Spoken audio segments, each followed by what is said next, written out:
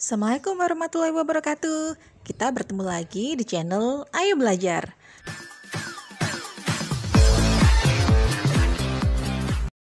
Ada berbagai fungsi manajemen yang dapat diterapkan dalam perusahaan. Fungsi-fungsi manajemen tersebut tentunya harus disesuaikan dengan tujuan, besar kecilnya perusahaan, dan perkembangan perusahaan itu sendiri. Istilah manajemen berasal dari bahasa Prancis kuno, yakni manajemen, yang berarti seni melaksanakan dan mengatur. Dari bahasa Prancis kemudian mengadopsi kata ini dari bahasa Inggris menjadi manajemen, yang berarti seni mengatur dan melaksanakan. Arti ilmu manajemen yaitu seni menyelesaikan pekerjaan melalui orang lain.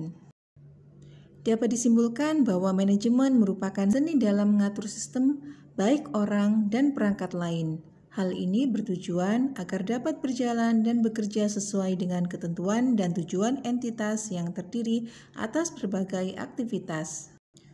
Manajemen berperan dalam keberhasilan suatu perusahaan dalam rangka mencapai tujuan yang telah ditetapkan oleh perusahaan. Manajemen perusahaan dikatakan berhasil apabila perusahaan dapat mencapai tujuannya dengan efektif dan efisien. Dalam rangka mencapai keberhasilan tersebut, maka memerlukan unsur-unsur manajemen. Unsur-unsur manajemen terdiri atas 6 komponen, yaitu sebagai berikut. Yang pertama adalah man berarti manusia. Artinya, kegiatan manajemen perusahaan membutuhkan tenaga manusia untuk mencapai tujuannya. Faktor manusia dalam perusahaan sangat penting. Manusia yang membuat dan menentukan tujuan perusahaan dan komponen. Manusialah yang melakukan proses-proses tersebut untuk mencapai tujuannya. Tanpa ada komponen manusia, maka tidak ada proses kerja dalam manajemen. Yang kedua adalah money. Money berarti uang atau sumber daya uang. Sumber daya uang dalam perusahaan cukup penting, mengingat uang merupakan media pokok operasional perusahaan. Sumber daya uang digunakan untuk melakukan investasi, menggaji karyawan, membayar pengeluaran-pengeluaran perusahaan, dan sebagainya. Hal ini artinya komponen money dalam manajemen berperan penting dalam mencapai tujuan yang telah ditetapkan oleh perusahaan. Yang ketiga adalah material, yang artinya bahan atau bahan baku dalam perusahaan. Bahan baku berperan penting dalam kegiatan perusahaan. Tanpa adanya bahan baku, maka kegiatan perusahaan tidak akan berjalan. Material atau bahan dalam perusahaan terdiri atas bahan setengah jadi dan bahan jadi. Dalam perusahaan, untuk mencapai tujuan perusahaan, selain faktor manusia yang terampil dalam bidangnya, juga harus mampu dalam mengolah dan menggunakan bahan sebagai sarananya. Hal ini karena material atau bahan dan manusia tidak dapat dipisahkan. Artinya, tanpa ada material, maka tidak akan tercapai hasil yang dikehendaki. Yang keempat, ada mesin. Pada kegiatan perusahaan, mesin diperlukan agar lebih efektif dan efisien dalam menjalankan kegiatan perusahaan. Penggunaan mesin dalam perusahaan akan memberikan kemudahan dan menghasilkan keuntungan yang lebih besar dalam perusahaan. Selain itu, dengan adanya mesin akan membuat kerja menjadi efisien. Yang kelima ada metode, yang berarti metode. Metode merupakan cara yang telah ditetapkan dengan memberikan berbagai pertimbangan-pertimbangan kepada sasaran, fasilitas-fasilitas yang tersedia, penggunaan waktu, serta uang dan kegiatan usaha. Metode dibutuhkan dalam proses dan pelaksanaan kerja, sehingga dapat mencapai tujuan perusahaan. Dengan metode kerja yang tepat, maka akan memudahkan jalannya pekerjaan dalam perusahaan. Yang terakhir ada market, yang berarti pasar. Aspek pemasaran juga berperan penting dalam perusahaan. Hal ini karena saat pemasaran tidak berjalan dengan baik, maka produk yang dihasilkan oleh perusahaan menjadi tidak laku atau berpengaruh terhadap keberlangsungan perusahaan tersebut. Oleh karena itu, dibutuhkan pemasaran yang baik, efektif, dan efisien sehingga tujuan perusahaan dapat tercapai. Unsur-unsur manajemen yang telah disebutkan di atas menjadi faktor mutlak dalam kegiatan manajemen perusahaan dalam rangka mencapai tujuan yang telah ditetapkan sebelumnya.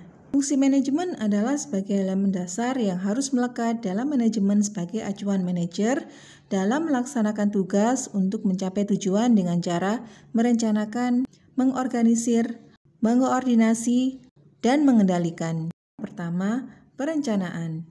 Perencanaan adalah yang paling penting dalam sebuah manajemen bisnis. Seorang manajer yang mengelola manajemen dalam perusahaan atau bisnis akan merencanakan dan mengevaluasi setiap tindakan yang sudah dan yang belum ditindaklanjuti dalam bisnis.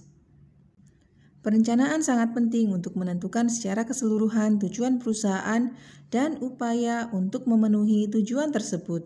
Kedua, ada pengorganisasian atau organizing, di mana fungsi manajemen dalam bisnis yang kedua ini adalah sebagai pengorganisasian dengan membagi kegiatan besar menjadi beberapa kegiatan kecil atau serangkaian kegiatan. Tujuan dari pengorganisasian ini adalah untuk mempermudah manajer melakukan pengawasan yang lebih efektif dan menentukan sumber daya yang dibutuhkan untuk setiap kegiatan yang sudah dibagi menjadi lebih efisien. Kemudian ada pengarahan atau directing, di mana fungsi manajemen dalam bisnis yang berikut ini adalah sebagai suatu tindakan yang mengupayakan agar di setiap anggota bisnis atau kelompok mampu mencapai sasaran dan target sesuai prosedur manajerial yang sudah direncanakan.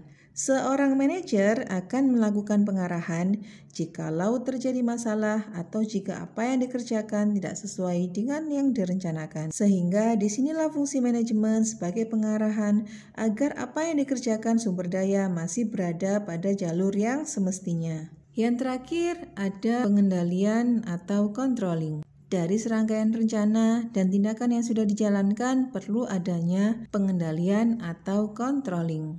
Fungsi manajemen bisnis dalam hal ini adalah melakukan evaluasi secara menyeluruh terhadap kinerja sumber daya perusahaan. Manajer yang aktif akan melakukan pengawasan terhadap sumber daya yang sudah diorganisasi sebelumnya dan memastikan apa yang dikerjakan sesuai dengan apa yang direncanakan. Adanya kesalahan atau penyimpangan dalam menjalankan tugas dapat dikoreksi untuk menjadi pembelajaran pada perencanaan tahap berikutnya. Dengan fungsi manajemen yang baik, maka akan berpengaruh positif bagi kegiatan administrasi perusahaan. Dengan baiknya kegiatan administrasi perusahaan, maka dapat meminimalisasi adanya kerugian-kerugian dan kecurangan yang ada dalam perusahaan. Sekian video pembelajaran tentang materi manajemen administrasi umum. Sampai jumpa lagi di next video berikutnya. Tetap semangat ya. Wassalamualaikum warahmatullahi wabarakatuh.